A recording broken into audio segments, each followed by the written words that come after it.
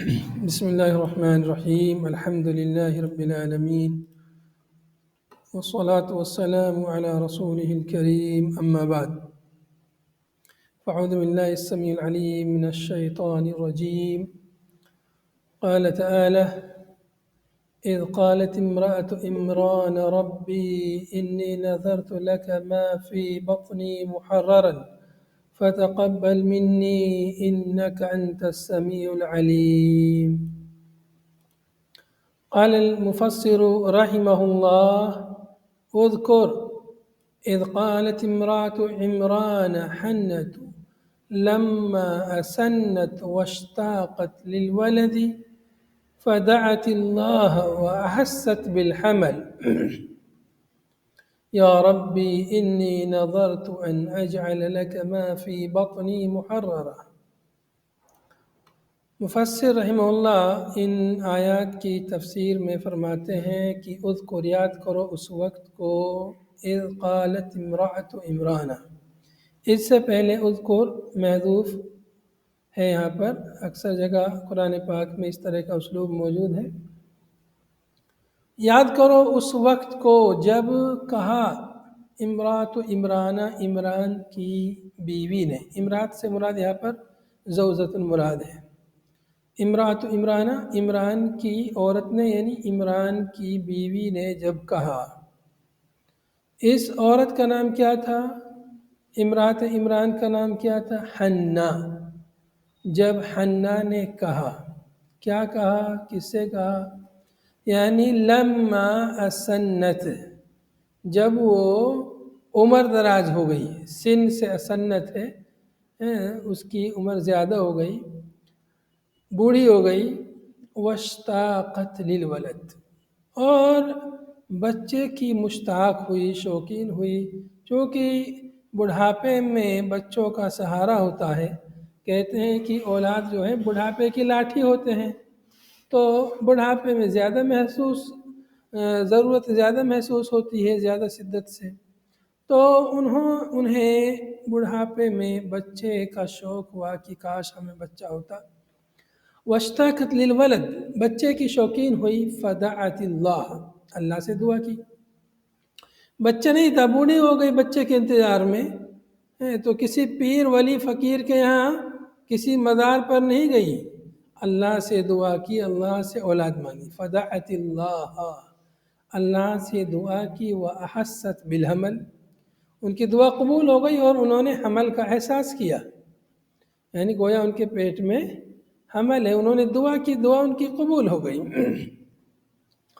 جب دعا قبول ہو گئی ان کی، انہیں محسوس ہوا کہ ان کے پیٹ میں حمل ہے، تو انہوں نے کہا یا ربی.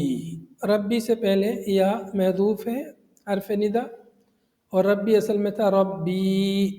یا کو آخر سے تخفیف کے لیے حذف کر دیا ہے. یا ربی انی نذرت ان اجعل لك ما فی بطنی، اے میرے رب میں نے نظر مانی ہے. نظر یعنی اپنے اوپر کسی چیز کو لازم قرار دینا، کسی عمل کو، کسی فعل کو اپنے لیے لازم، واجب قرار دینا اپنے اوپر. میں نے نظر مانی ہے ان اجعل لك، کہ میں کر دوں تمہارے لیے اس کو، جو ما فی بطنی، جو میرے پیٹ میں ہے، جو میرے پیٹ میں حمل ہے، اس کو میں کیا کر دوں؟ محررن، اسے میں آزاد کر دوں تیرے گھر کی خدمت کے لیے. محررن یعنی عتیقاً، آزاد. کس چیز سے آزاد؟ خالصا من شواغل الدنیا لخدمت بیتک المقدس. خالصا من شواغل الدنیا، دنیا کی مشغولیات اور دنیا کے شواغل، دنیا کے کام، مصروفیات سے خالص، دنیا کی مصروفیات اور دنیا کے کاموں سے آزاد. کس کے لیے؟ لخدمت بیتک المقدس، تیرے مقدس گھر کی خدمت کے لیے. مطلب میں اسے اپنی خدمت اور اپنے دیگر کام اور ان سب سے آزاد کر کے خاص تیرے گھر کی خدمت کے لیے اس کو وقف کرنا چاہتی ہوں۔ میں نے یہ نظر مانی ہے کہ میرے کیا کہا امرات عمران نے؟ امرات عمران نے کہا کہ میں نے یہ نظر مانی ہے میرے رب کہ تو نے میری دعا قبول کی، بڑھاپے میں مجھے جو ہے یہ سہارا دیا، تو میں نظر مانتی ہوں اللہ یہ جو میرے پیٹ میں عمل ہے اس کو میں تیرے گھر کی خدمت کے لیے وقف کرتی ہوں۔ فتقبل منی، اے اللہ تو اس نظر کو، اس نذرانے کو قبول کر لے۔ قبول کر لے مطلب تو راضی ہو جا میرے اس عمل سے، اس فعل سے۔ انکا انت السمیع العلیم، یقیناً تو سمیع ہے، تو علیم ہے۔ انکا انت السمیع العلیم، یقیناً تو سمیع ہے، دعاؤں کو سننے والا ہے، سامع ہے دعاؤں کا، مستجیب ہے دعاؤں کا۔ سمع کے دو معنی آتے ہیں، ایک سمیع یعنی سامع سننے والا، اور ایک ہے سمع بمعنی استجابہ کے معنی میں۔ تو سمیع یعنی مستجیب، جیسے نماز میں کہتے ہیں سمیع اللہ لمن حمدہ، اللہ نے سن لیا اس کی دعا کو جس نے اللہ کی حمد و ثنا کی۔ سن لیا مطلب قبول کر لیا۔ تو یہاں سمیع مستجیب، تو سننے والا مطلب دعاؤں کو قبول کرنے والا ہے، دعاؤں کا جواب دینے والا ہے۔ انکا انت السمیع العلیم، تو علیم ہے، نیتوں کو جانتا ہے، کس نیت اور کس ارادے سے ہم نے یہ کام کیا ہے، یہ جو نظر مانی ہے کیا نیت ہے، اللہ تو جانتا ہے۔ یہاں پر ایک بہت ہی خوبصورت بات، ایک زبردست بات یہ ہے کہ دعا کا اسلوب، نبوی دعا، قرآنی دعاؤں کا اسلوب اور دعاؤں میں وسیلہ کس طرح لگانا چاہیے وہ ہمیں یہاں سے سیکھنے کو ملتا ہے۔ لوگ جو ہے دعائیں کرتے ہیں، پھر کہتے ہیں اللہ نبی صلی اللہ علیہ وسلم کے صدقے تو فعل میری دعا قبول کر لے۔ کہیں بھی قرآن اور احادیث میں اس کا ثبوت نہیں ہے۔ کچھ لوگ اور اس سے بڑھ کر واسطہ وسیلہ لگاتے ہیں، ڈائریکٹ نبی کو پکارتے ہیں، ولی کو پکارتے ہیں، اولیاء کو پکارتے ہیں، یا فلاں ولی یا فلاں بابا یا داتا ہماری مراد پوری کرتے، اور کہتے ہیں کہ یہ وسیلہ ہے کہ ہم ان سے مانگ رہے ہیں اور یہ ہم کو اللہ سے مانگ کے دیں گے، وہ ایسا کہتے ہیں۔ تو اس قسم کا وسیلہ شرک اکبر ہے۔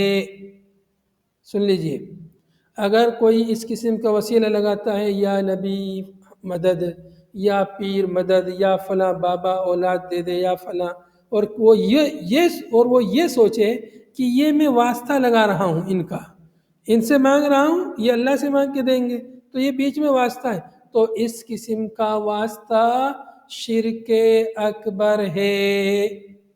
یہی تو شرک تھا کفار مکہ کا۔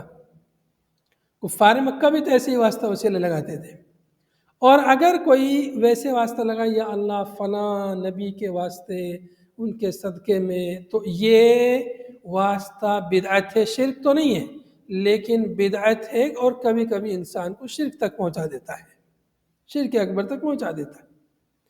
تو دعاؤں میں واسطہ وسیلہ سیکھنا ہے تو قرآن سے سیکھیے۔ دیکھیے حضرت ابراہیم علیہ السلام جو خانہ کعبہ کی تعمیر کر رہے تھے تو انہوں نے بھی یہی دعا کی ربنا تقبل منا انک انت السمیع العلیم۔ انہوں نے بھی اللہ کو یہی وعدہ دیا، اللہ تو سمیع ہے، اللہ کے اسماء حسنی کا واسطہ، اللہ رب العالمین کو اس کی صفات اولیاء کا واسطہ دے، اللہ تو ایسا ہے تو مجھے ایسا بنا دے، اللہ تو وہاب ہے عطا کرنے والا ہے مجھے فلاں چیز عطا کر دے، اللہ تو سمیع ہے سننے والا ہے، دعاؤں کو قبول کرنے والا ہے، اے اللہ تو ہماری دعاؤں کو سن لے، قبول کر لے، عطا کر دے۔ اچھا، دعاؤں کا سننا، دعاؤں کا قبول ہونا، جو بھی ہم دعا کرتے ہیں وہ تین اس کی حالتیں ہوتی ہیں۔ ایک حالت تو یہ ہے کہ اللہ تعالیٰ جو ہم مانگے وہ ہمیں دے دے، ایک تو یہ حالت ہو گئی۔ ایک یہ ہے کہ جو ہم مانگ رہے ہیں اللہ سے، اللہ وہ ہمیں نہیں دے، اس کے بدلے میں اللہ ہمارے لیے آخرت میں نیکیاں اجر و ثواب جمع کر دے۔ بندہ کہے گا قیامت کے دن اللہ یہ نیکی میں نے کمائی نہیں، یہ کہاں سے ہے؟ تو اللہ کہے گا جو تو دنیا میں مانگا کرتا تھا نا، میں نے تجھ کو دنیا میں نہیں دیا، تمہارے لیے یہاں پہ جمع کر کے رکھا تھا۔ تو بندہ بڑا خوش ہوگا کہ دنیا میں قبول نہیں ہوئی، دنیا تو ختم ہو گئی، اب یہ آخرت میں میرے لیے بہت اچھا ہے۔ تیسری حالت یہ بندہ جو دعا کرتا ہے اللہ تعالیٰ اس کے لیے نہ دنیا میں دیتا ہے نہ آخرت میں دیتا ہے، بلکہ اللہ تعالیٰ اس کی دنیا کی کوئی مصیبت اس سے اس دعا کے بدلے میں ٹال دیتا ہے۔ تو یہ دعاؤں کی 3 حالتیں ہیں جو کچھ بھی ہم اللہ سے دعا کرتے ہیں۔ تو سمیع کے 2 معنی، ایک تو سامع سننے والا اور ایک مستجیب قبول کرنے والا، دعاؤں کو قبول کرنے والا، کوئی پکارے تو اس کی پکار کا جواب دینے والا۔ العلیم، اللہ تعالیٰ علیم ہے، جانتا ہے کس نیت سے کوئی دعا کر رہا ہے، اور بھی ہر چیز کا اللہ کو علم ہے، کس لیے دعا کر رہا ہے، کیوں دعا کر رہا ہے، کیسے دعا کر رہا ہے۔ اور دعا کے علاوہ اور بھی جو کچھ بھی بندے کی حالت ہے اللہ کو سب علم ہے۔ بندہ کبھی کبھی جو اس کی حاجت ضرورت ہے اس کو وہ اپنی زبان سے تعبیر نہیں کر پا رہا ہے، مانگ نہیں پا رہا ہے، بول نہیں پا رہا، اللہ اس کو بھی جانتا ہے۔ تو اس لیے کہہ دیا اللہ تو سمیع ہے، تو علیم ہے، میری کیا ضرورت ہے اللہ تو پوری کر دے۔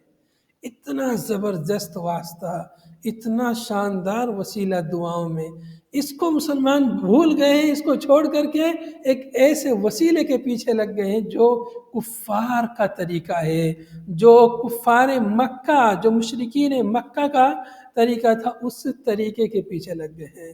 اللہ تعالیٰ ہدایت دے سب مسلمانوں کو۔ آگے فرمایا وَهَلَكَ عِمْرَانُ وَهِيَ حَامِلٌ، اور عمران کی وفات ہو گئی۔ ہلاکہ بمعنی وفات کے معنی میں ہے، ہلاک ہو گئی عمران یعنی ان کی وفات ہو گئی۔ کب؟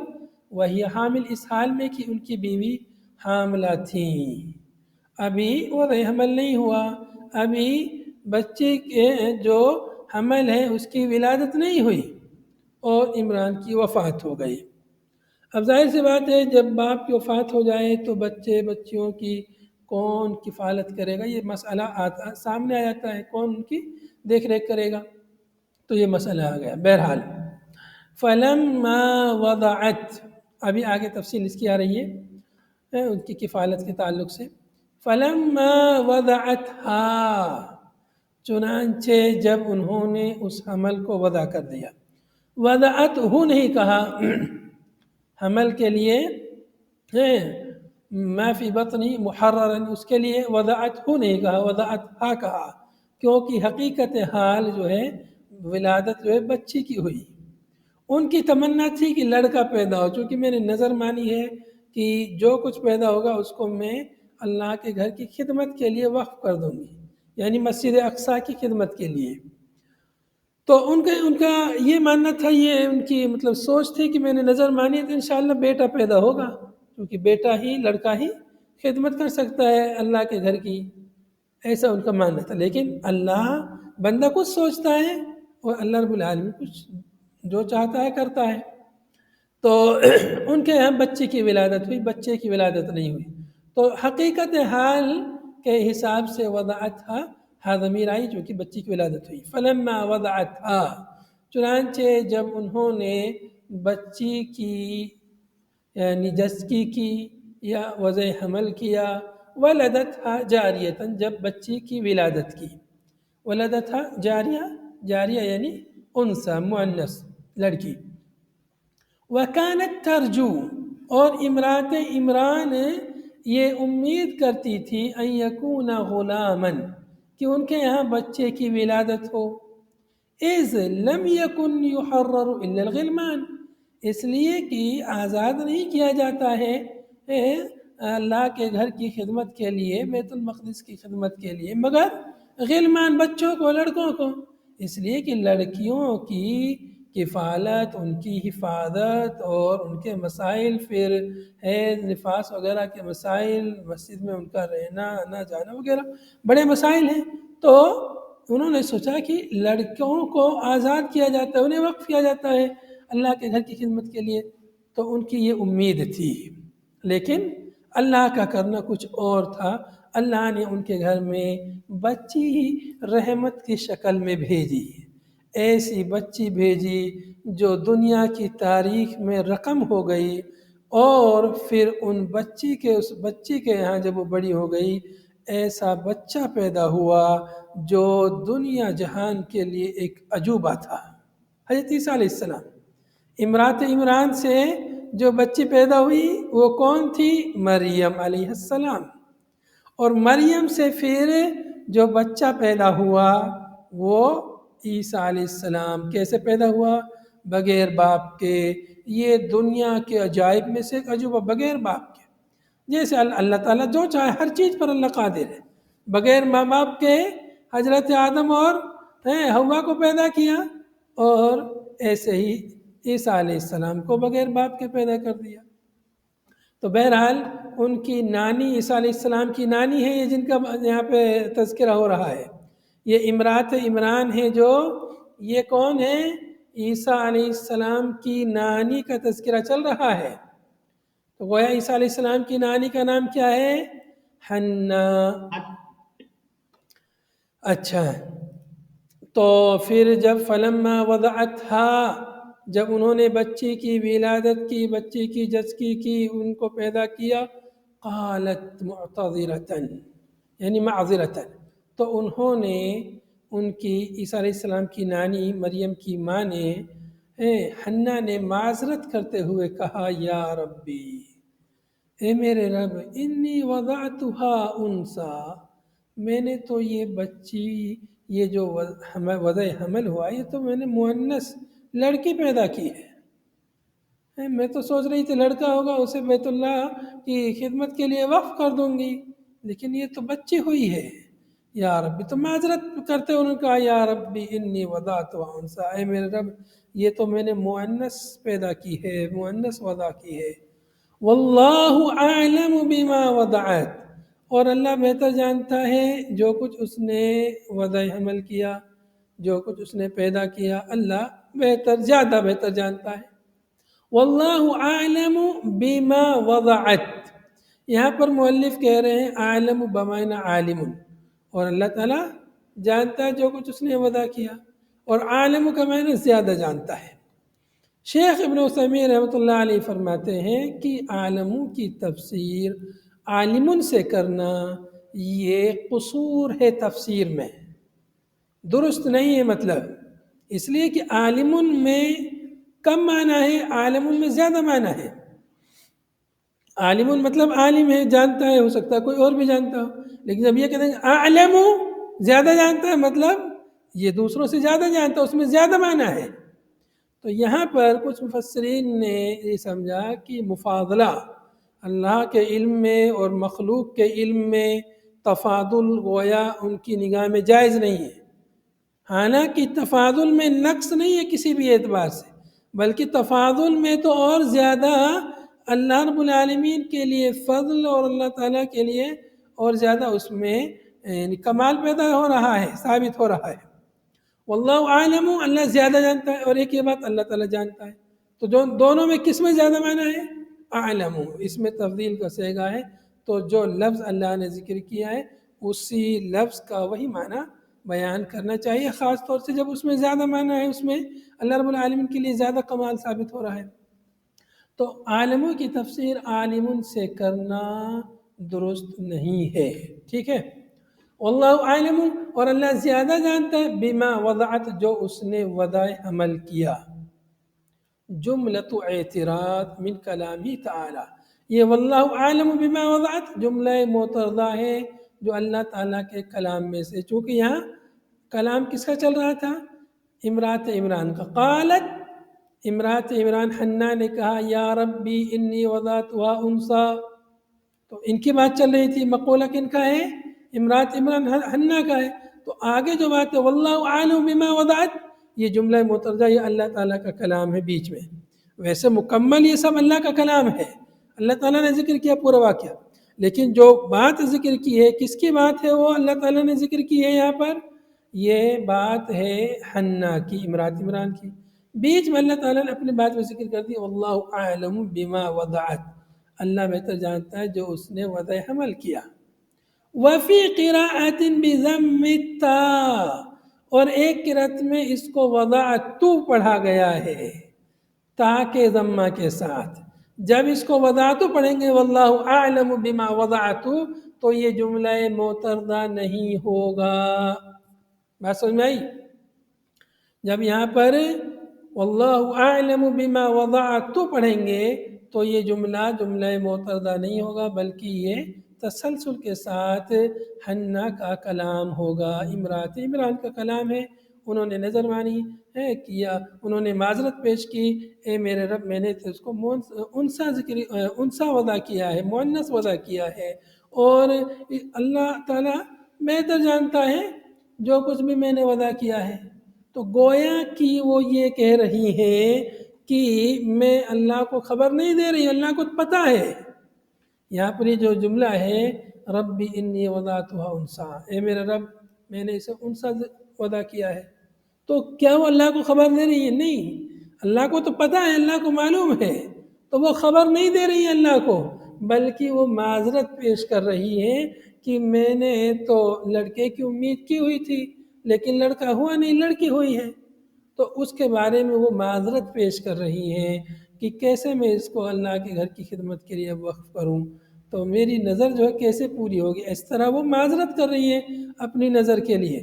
تو گویا یہ جملہ یہاں پر اگر اس کو وضاحت پڑھیں گے تو معترضہ نہیں ہوگا، اگر وضاحت پڑھیں گے تو جملہ معترضہ ہوگا۔ پھر آگے جو جملہ ہے وَلَيْسَ الذَّكَرُ كَالْأُنثَىٰ، اس کا تعلق بھی اسی جملے سے ہے۔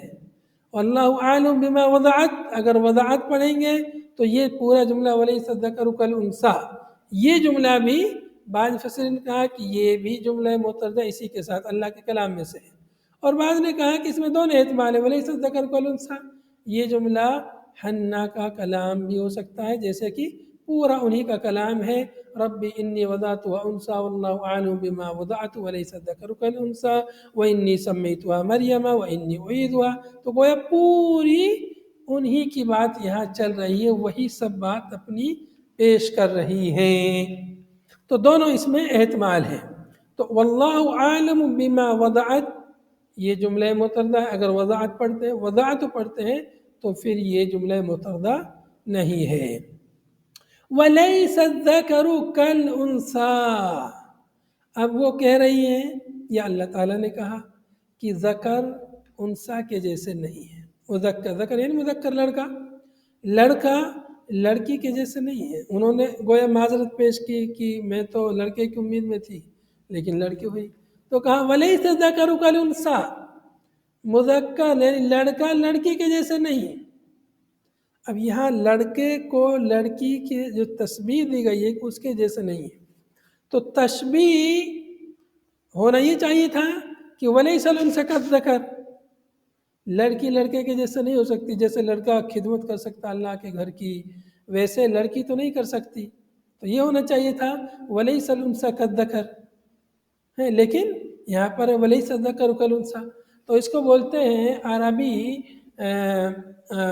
بلاغہ کے حساب سے اس کو مقلوب، تشبیہ مقلوب، بلاغہ میں آپ لوگوں نے پڑھا ہوگا تشبیہ مقلوب، تو مبالغے کے لیے بات میں یا مشابہت میں مبالغہ پیدا کرنے کے لیے تشبیہ کو بدل دیا جاتا ہے، الٹا کر دیا جاتا ہے، جیسے مثال طور پر کہا جائے زید کالاسد، زید شیر کے جیسے بہادر، لیکن یہ کہا جائے کہ الاسد کالزید، تو الٹا کر دیا جائے تو یہ اور مزید مبالغہ کرنے کے لیے، تو یہاں پر تو انہوں نے یہ کہا وَلَيْسَ الذَّكَرُ كَالْأُنثَىٰ، تو گویا یعنی تشبیہ کو پلٹ دیا، مقلوب کر دیا ہے کہ لڑکا لڑکی کے جیسے نہیں ہے، مطلب دونوں میں بہت تفاوت ہے، بہت فرق ہے، دونوں کی الگ الگ صلاحیتیں ہیں۔ اب یہاں پر بعض مفسرین کا نہیں، تشبیہ مقلوب نہیں ہے، تشبیہ اوریجنل ہے، اصلی حالت میں ہے، لڑکا لڑکی کے جیسے خدمت نہیں کر سکتا ہے، جو خدمت لڑکی کرتی ہیں، جو گھر کے کام کرتی ہیں، جو اور صفائی ستھرائی کا کام کرتی ہیں وغیرہ، جو کام لڑکیاں کرتی ہیں لڑکے نہیں کر سکتے، اور پھر بچوں کی تربیت، بچوں کی ولادت وغیرہ بہت ساری ایسی چیزیں لڑکے کر ہی نہیں سکتے ہیں، اپنے شوہر کی خدمت، گھر کی صفائی، کپڑوں کی صفائی اور کھانا بنانا وغیرہ وغیرہ، جو اور پھر بچے کی ولادت، یہ سب لڑکے کر سکتے ہیں؟ نہیں کر سکتے، جو لوگ جو ہے لڑکیوں کے عورتوں کے حقوق کے نام پر اور مساوات کا مطالبہ کرتے ہیں کہ مردوں کے لیے آزادی ہے باہر گھومنے کی اور پردہ نہ کرنے کی وغیرہ، تو عورتوں کو بھی ہونی چاہیے، مساوات ہونی چاہیے۔ تو کسی نے کہا بھائی اگر تم لڑکیوں کو لڑکے کے جیسے کرنا چاہتے ہو تو تم بھی لڑکے، تم مرد لوگ بھی لڑکیوں کی طرح عورتوں کی طرح تم بھی بچے پیدا کرو۔ مساوات تو یہی ہے نا، عدل کا تم کہتے ہو مساوات، تو مساوات تم چاہتے ہو لڑکیوں کی آزادی کے نام پر، بے پردگی کے نام پر ان کو تم برہنہ کرنا چاہتے ہو، اور مساوات کے نام پر تو تم بھی ان کی طرح لڑکے پیدا کرو، بچے پیدا کرو۔ تو یہ سب جو ہے، یہ سب نئے نعرے لوگ عورتوں کو جو آزادی کے نام پہ کرتے ہیں، یہ دراصل عورتوں کے جو ہے ان کی عزت کے ساتھ کھلواڑ کرنا چاہتے ہیں۔ تو یہاں پر وَلَيْسَ الذَّكَرُ كَالْأُنثَىٰ اصلی حالت میں ہے کہ یعنی لڑکا لڑکی کے جیسے نہیں ہو سکتا، لڑکی جو خدمت کر سکتی ہے لڑکا نہیں کر سکتا۔ تو لڑکے کی اپنی الگ فضیلتیں ہیں، رجال کو جو اللہ نے قوام بنایا ہے ان کی اپنی جگہ الگ فضیلت، اس کے اور نصوص موجود ہیں، لیکن یہاں پر لڑکی کی فضیلت بیان کی جا رہی ہے کہ لڑکا ہوتا تو وہ لڑکی کے جیسے نہیں ہو سکتا تھا۔ تو گویا اب یہاں پر یہ جو لَيْسَ الذَّكَرُ كَالْأُنثَىٰ یہ کس کی بات ہے؟ اللہ تعالیٰ کا کلام ہے واللہ عالم بما وضعت اس سے متصل، یا یہ کہ واللہ عالم بما وضعت اس عورت کا کلام ہے؟ تو دو اس کی صورت بنی ہے، ایک تو مقلوب، تشبیہ مقلوب، تشبیہ مقلوب کی صورت میں گویا کہ یہ حنا کا کلام ہے، اور تشبیہ حقیقی اصلی تشبیہ کی صورت میں گویا کہ یہ اللہ تعالیٰ کا کلام واللہ اعلم بما وضعت ولیس الذکر کالانثیٰ۔ بات سمجھ میں آئی؟ مطلب اللہ تعالیٰ نے کہا کہ اللہ بہتر جانتا ہے جو اس نے وضع کیا، اور جو ان کا یہ اعتراض تھا یا معذرت تھی کہ لڑکی ہو گئی اب کیا کروں لڑکا نہیں ہوا، تو اللہ نے کہا کہ لڑکے لڑکی کے جیسے نہیں ہو سکتے، لڑکی ہوئی ہے وہی بہتر ہے کہ اللہ کے گھر کی خدمت کے لیے، وہ جو کام کرے گی گھر کی صفائی ستھرائی کرے گی، یا اور لڑکا نہیں کر سکتا وہ۔ تو اس طرح سے لڑکی کی گویا فضیلت اس میں بیان ہو رہی ہے۔ وَلَيْسَ الذَّكَرُ الَّذِي طَلَبَتْ جس لڑکے کا اس نے مطالبہ کیا، دعا کی، جس کی امید تھی اسے، کالانثیٰ انثیٰ کے جیسے نہیں، الَّذِي وَهَبْتُ جو میں نے اس کے لیے ہبہ کی ہے۔